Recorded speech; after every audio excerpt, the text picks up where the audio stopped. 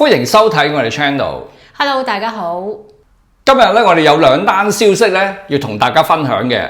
第一單就係港產 AV 女優，佢個名叫許麗奈，其實咧佢有另外一個名叫素海霖。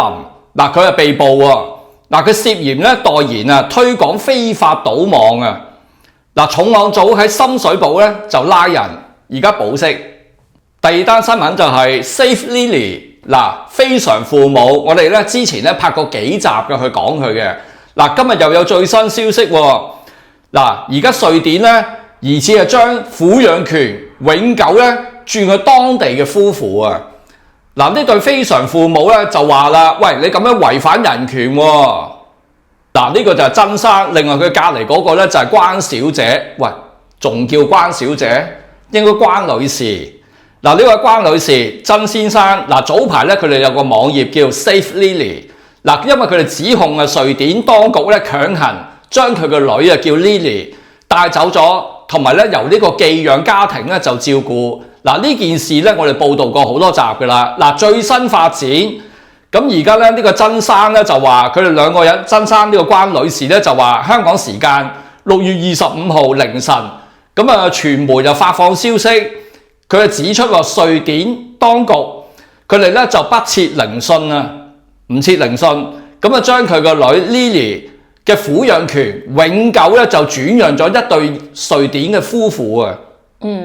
原因係因為呢一對夫婦咧，佢係疏忽照顧啊。結果咧，曾生同埋呢個關女士咧就非常之不滿啊，佢就鬧啊，佢話呢個咧就強行斷絕咗 Lily同埋佢哋親人嘅關係啊！佢哋認為係違反人權喎，即係話咧，瑞典當局認為呢對父母咧就冇好好咁樣照顧 Lily 啊，因為大概2年前，瑞典發現咧 Lily 咧就成身皮膚咧係有嚴重嘅濕疹，同埋牙齒咧係爛晒嘅。佢哋認為咧佢哋照顧 Lily 咧係唔恰當嘅，非常之唔恰當，就交俾咧社福局咧嗰度咧去撫養嘅，已經係2年嘞喎。喂，佢梗係覺得你唔啱啦。其實咧違反人權係呢對父母啊。係啊。佢哋絕對唔適合咧做呢個 Lily 嘅父母啊。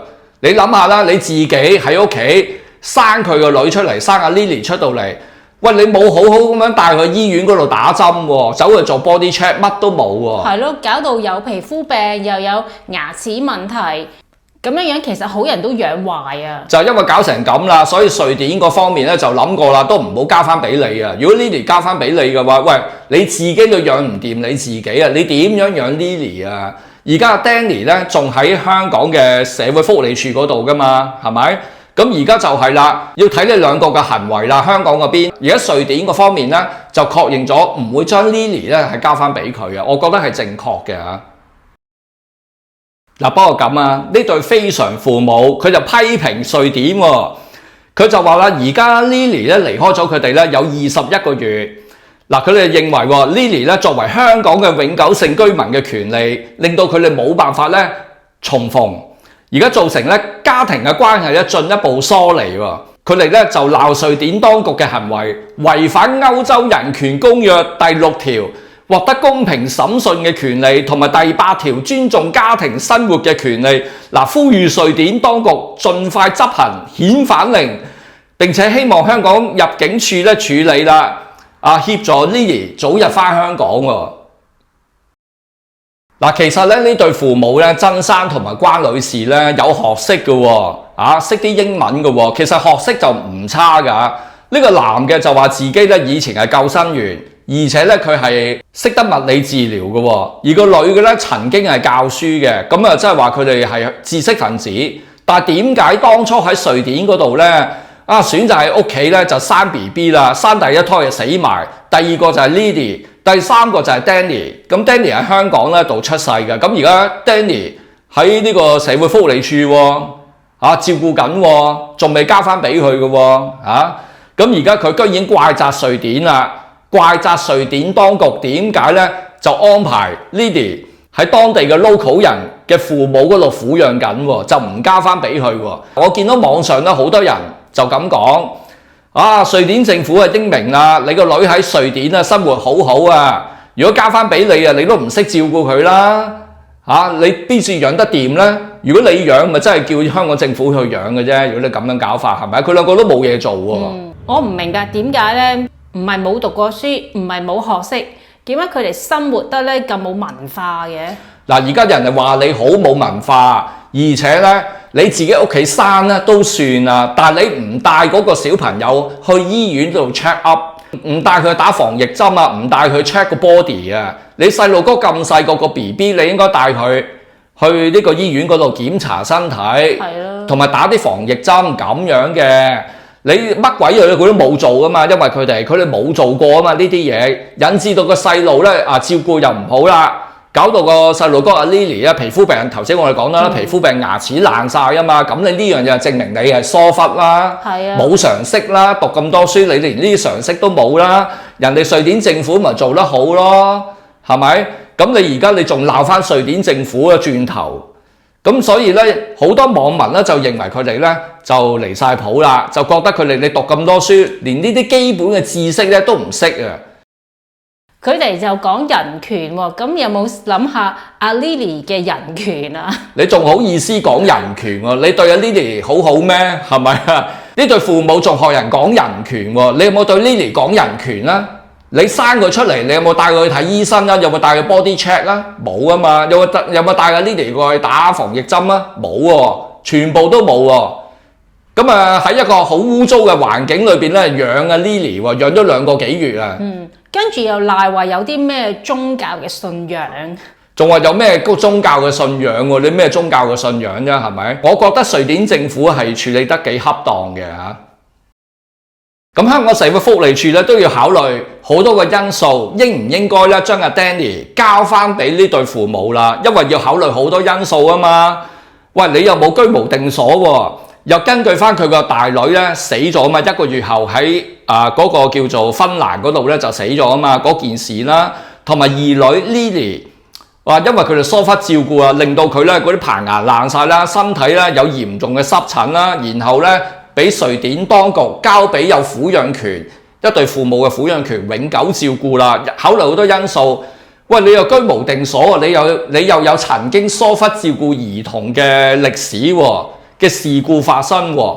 咁所以咧，而家社會福利署係考慮好多嘅因素啊。喂，你自己居無定所，又冇一個穩定嘅收入，又冇嘢做喎。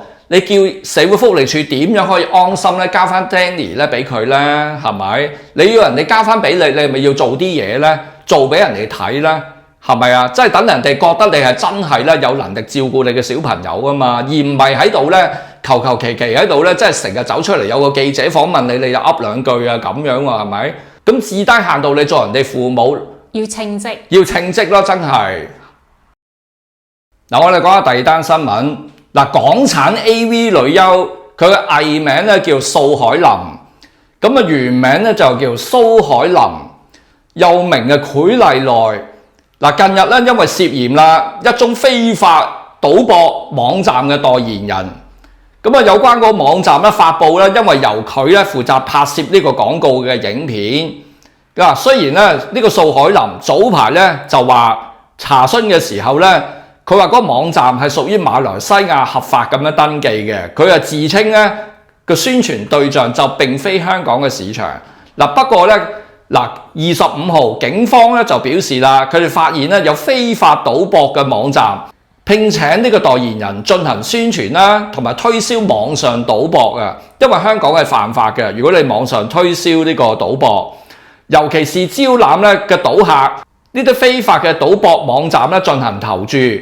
深入調查之後咧，西九龍總區嘅重案組嘅人員咧，咁啊喺深水埗拘捕一名29歲姓蘇嘅本地女子，就涉嫌咧推廣或便利收益嘅賭注啊。被捕呢個女人咧已經獲准保釋，需要7月份向呢個警方咧就報到，要翻查非法賭博嘅網站，咁啊發現咧素海霖代言呢個廣告咧已經下咗架。首先咧素海霖咧佢幫呢個咧所謂嘅馬來西亞合法登記呢個非法嘅賭博網站，咁啊香港係屬於非法唔合法嘅。嗱，咁啊有記者發現啦，呢個網站咧有體育嘅博彩、老虎機嘅捕魚、棋牌、電子競技同埋真人娛樂嘅呢類嘅賭博。嗱，呢啲網站咧亦都介紹自己喎。咁啊，關於2018年啊以來亞洲最具影響力啊、最受歡迎嘅線上博彩娛樂嘅品牌，咁啊涵括馬來西亞、香港、新加坡、亞洲嘅國家近8萬嘅線上玩家。嗱，呢個網站有個語言嘅選擇欄，其中咧一個係中文同埋英文咧係選項為香港嘅。嗱，呢個網站嘅 YouTube 頻道咧亦都表明嗰個網站咧係全港最值得信賴嘅娛樂平台喎。嗱，咁啊素海霖啊正式成為咧佢哋特約嘅女神。嗱，呢個網站咧提供嘅聯絡方式當中咧有 WhatsApp 嘅號碼啦，亦都有香港使用嘅852嘅字頭嘅。